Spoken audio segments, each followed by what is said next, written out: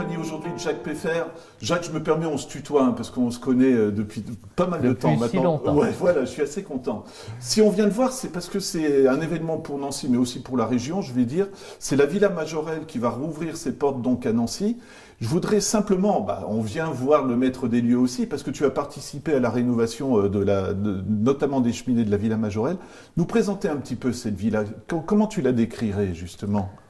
Alors c'est un bâtiment tout à fait exceptionnel parce que c'est un bâtiment qui a une histoire, mais pas uniquement l'histoire du bâtiment, l'histoire de la famille qui a habité le bâtiment. Et en cela, c'est exceptionnel d'avoir le nom Majorelle attaché à ce bâtiment. Évidemment, pour la ville de Nancy, c'est un outil de communication et c'est un outil culturel extraordinaire. Alors, est-ce que tu serais d'accord avec moi, quand on voit cette maison, et surtout quand on la visite, c'est une maison d'artiste. C'est quelqu'un qui a une maison, mais qui la revisite, qui la réinvente, on va dire.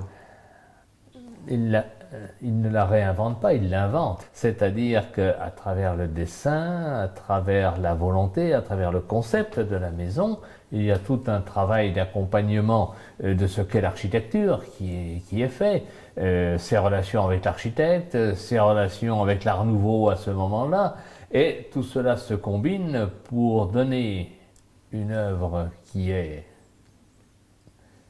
immense autour de tout ce qui concerne l'architecture telle qu'elle était vue par Sauvage, l'architecte de la maison, telle qu'elle était appréciée par Majorelle lui-même et sa famille, et ce qu'il en reste aujourd'hui pour permettre à notre époque de mieux appréhender, de mieux comprendre ce qu'était l'Art Nouveau.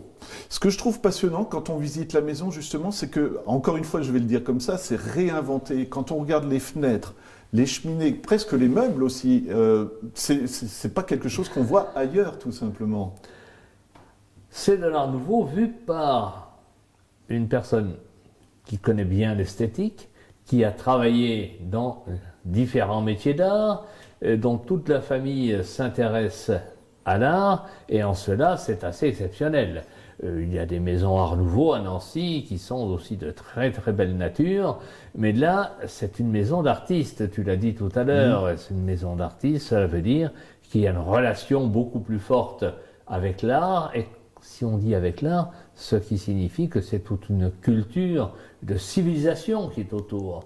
Qu'est-ce que l'Art Nouveau pour eux? Et l'on peut dire que cette maison-là est peut-être la forme la plus proche de l'Art Nouveau et de l'humain que l'on puisse connaître à Nancy. Voilà. Si je te demandais par exemple de nous décrire les deux cheminées, je t'ai montré les photos, comment on aborde un tel projet, je vais dire, et puis comment on le concrétise? Parce que c'est impressionnant, hein, c'est des œuvres monumentales, on va dire. Alors, nous parlons des cheminées intérieures, voilà, bien exactement. sûr.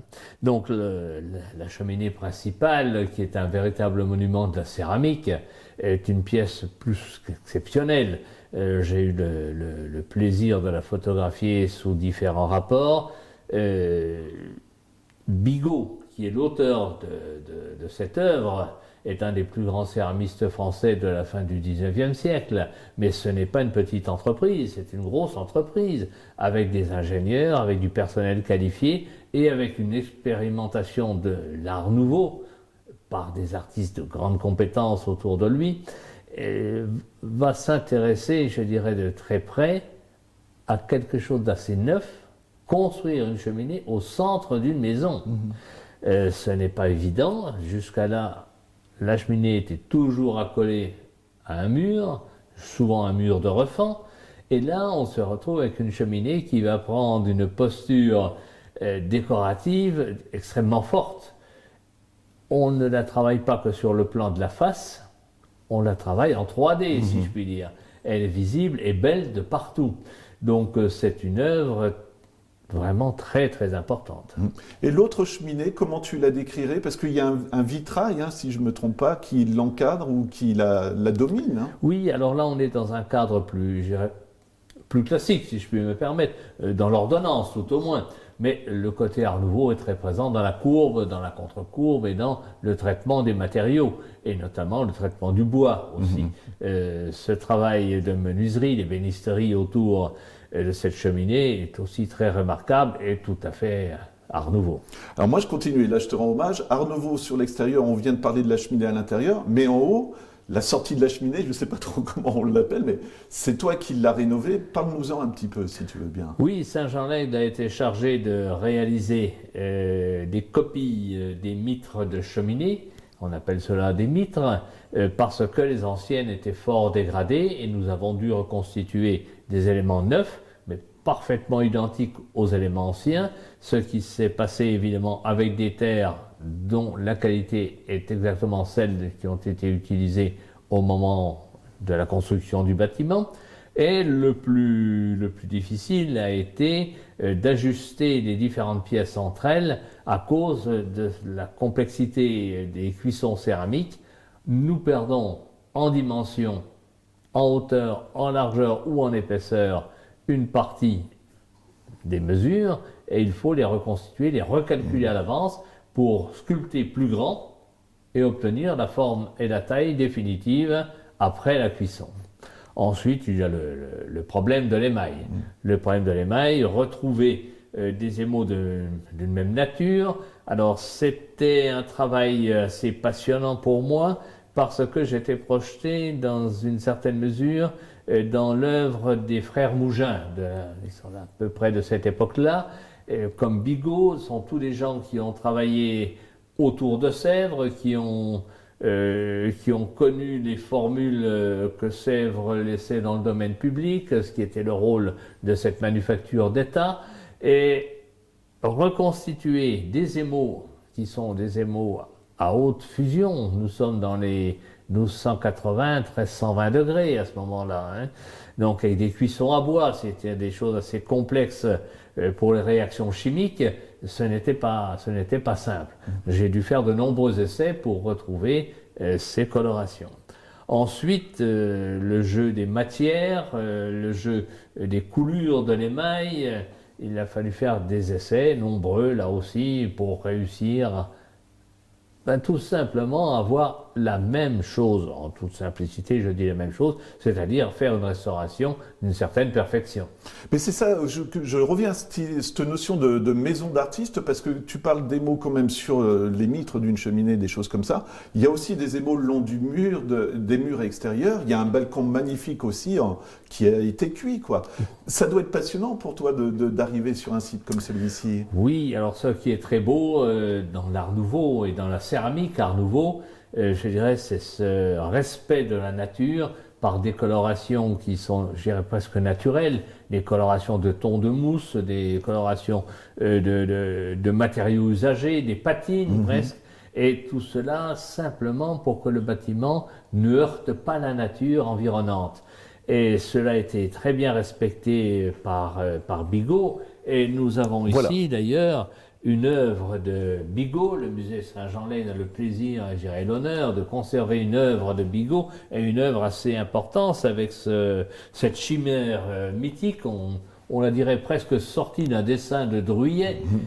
Absolument. Mais on peut voir qu'on a respecté des tons de bois brûlé, de bois usé, et il y a un jeu des couleurs extrêmement doux dessus, et c'est ce que l'on va retrouver dans la Villa Majorelle, dans les céramiques de la Villa Majorelle. Et je reviens à ça parce que je trouve ça passionnant quand tu parles de chimère. Est-ce que la cheminée qu'on peut voir justement là-bas, c'est pas un petit peu un côté fantastique, une ambiance de fantastique? Parce que c'est vraiment... on est décalé, je trouve, quand on visite cette maison. Oui, mais c'est peut-être parce que nous n'avons plus l'habitude aujourd'hui de voir des œuvres je dirais presque aussi symbolique. Ouais. Et quand je parle de symbolisme, c'est vis-à-vis de la nature. Cette cheminée, c'est un véritable cratère de nature. Que ce soit les fougères que l'on voit dessus, que ce soit l'ornementation, tout se réfère, je dirais, à la simple nature, mais magnifié par le travail du céramiste, magnifié par le travail du sculpteur. Voilà, c'est un véritable chef-d'œuvre de belle facture. Voilà. Rapport avec la nature, je pense aussi aux gouttières. Tu peux nous parler un petit peu de toutes ces sculptures métalliques, je crois, qui ont été faites par Majorelle, non? On voit des feuilles de vigne, des choses comme ça, encore une fois. Là. Oui, alors il y a plusieurs ateliers qui ont travaillé en fer forgé, dans les boiseries également, hein, puisqu'on va retrouver ça dans les formes des fenêtres. Le jeu du travail en éventail, par exemple, de certaines boiseries avec des meneaux très joliment ouvragés, avec des courbes là aussi d'une belle facture, tout est élégant, rien n'est brutal. Et la pierre va s'intégrer dans le jeu d'ornementation et toujours en parfaite harmonie avec les autres matériaux, que ce soit le fer forgé ou la menuiserie. On sent une main de maître dans le dessin. Voilà. Ça sera une de mes dernières questions, Jacques, et je te remercie encore une fois pour toutes ces précisions. La grande baie vitrée qu'on peut voir sur le devant du bâtiment, si je ne me trompe pas, c'est où se trouvait l'atelier de Majorelle alors? Oui, alors l'atelier, je crois, a été installé pendant un certain temps à cet endroit-là. Il s'agissait bien sûr de l'éclairer. Quand on parle d'atelier, c'est d'atelier de dessin, bien sûr, pas d'un atelier de menuiserie ou autre. Hein. C'est un atelier d'artiste. Hein. Et cette pièce que je n'ai pas connue, je ne m'aventurerai pas à la décrire, tout simplement à voir par l'extérieur cette volonté de donner une pièce maîtresse à la façade, enfin l'une des façades de l'habitation, par le jeu de l'architecture, par le jeu de la sculpture aussi. Et quant à l'intérieur, c'est un reflet souvent de l'extérieur, ce qui est le rôle de l'architecte d'ailleurs, c'est de ne jamais oublier qu'un extérieur possède aussi un intérieur. Voilà, exactement. Et tout est en harmonie. Hein. Du coup, vraiment, quand on rentre à l'intérieur de la maison, on a l'impression que c'est parfaitement un prolongement. Oui. Voilà. Toute dernière remarque, Jacques, est-ce que c'est un grand souvenir pour toi de ce chantier pour toi, ou est-ce que tu as connu d'autres choses plus je crois enthousiasemantes, que tous mes chantiers sont des grands chantiers. Ouais. Voilà, parce que je n'accepte de ne faire que des choses qui ont un certain intérêt sur le plan culturel. Donc retrouver des manières de travailler du passé, c'est un travail d'accompagnement, c'est pas un travail de créateur, mais à ce moment-là, il faut se faire tout petit, il faut se faire tout modeste, il faut se fondre dans ce que savaient faire nos anciens et retraduire le mieux possible, sans emphase, ce que l'on a devant soi.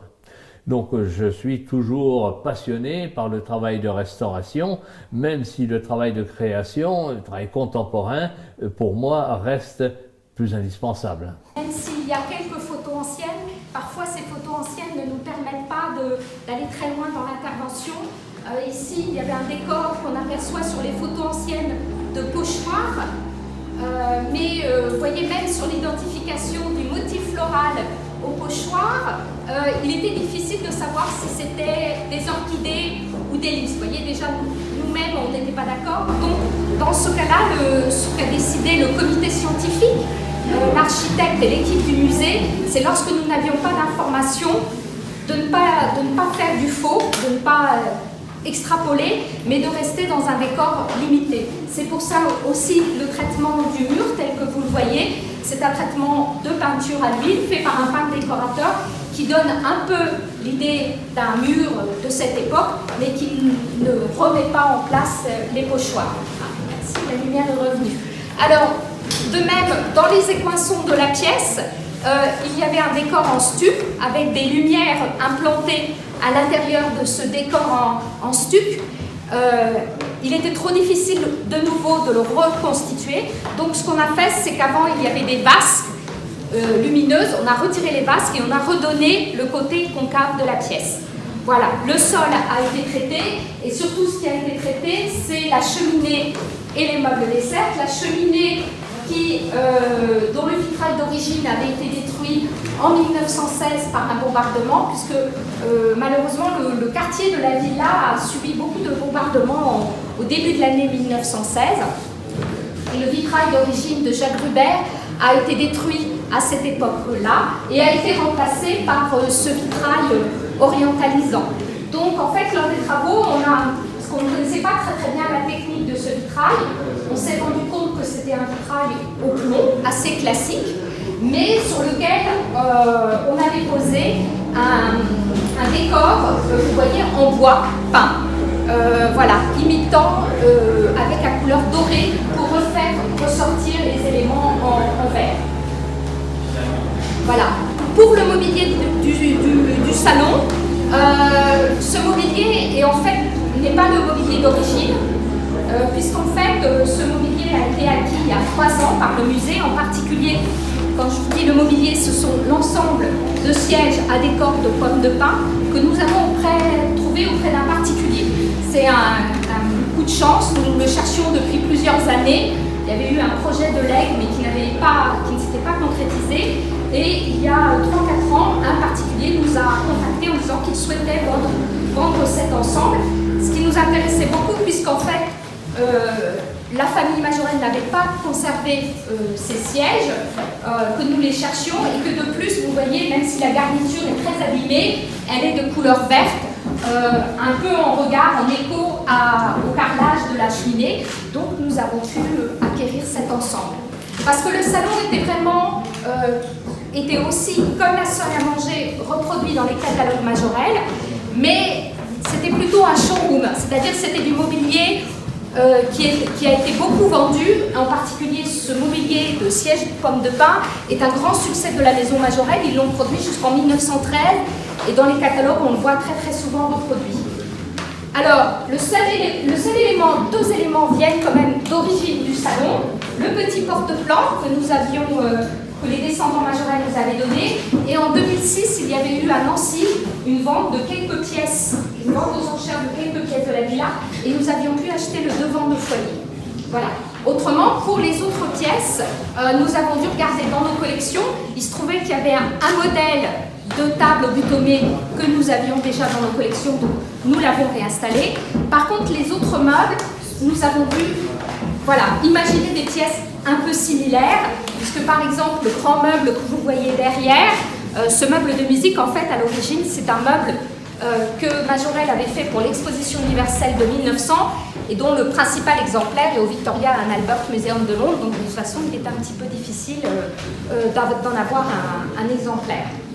Par contre, nous avons remis la lampe libellule dont nous savions qu'il y avait un modèle à la villa. Donc vous voyez, on a fait dès qu'on pouvait, on a essayé d'avoir la pièce identique et ensuite on a essayé de trouver des équivalents dans nos collections pour remeubler cette pièce, puisqu'on voyait beaucoup de petites sellettes, de petites tables qui étaient présentes. Voilà. Alors, évidemment, il y a un petit peu moins de meubles qu'il y avait dans la villa à l'époque, mais c'est une villa pour 3 personnes et maintenant elle est ouverte au public. Voilà, donc on a remis aussi, vous voyez, sur cette cheminée, on a pu la montrer un peu une idée de ces bibelots posés sur la cheminée, et en particulier les pièces de Dôme, puisque Majorelle a beaucoup collaboré avec Dôme. Donc là, par exemple, ces vases cloisonnés sont une collaboration, une des dernières collaborations de Dôme et Majorelle en 1925, donc 1 an avant la mort de Majorelle. Ça permet aussi de témoigner que cette maison, Majorelle y a vécu jusqu'en 1926, et on a aussi quelques photos, en particulier du salon, qui montrent une évolution de ce salon dans les années 20, où il est devenu, le décor est plus art déco, il y a du papier peint art déco. Voilà, nous on est revenu à l'état de 1900, c'est une maison art nouveau, donc on est revenu à cet état-là, mais c'est une maison qui, en termes de décoration, a connu quelques périodes.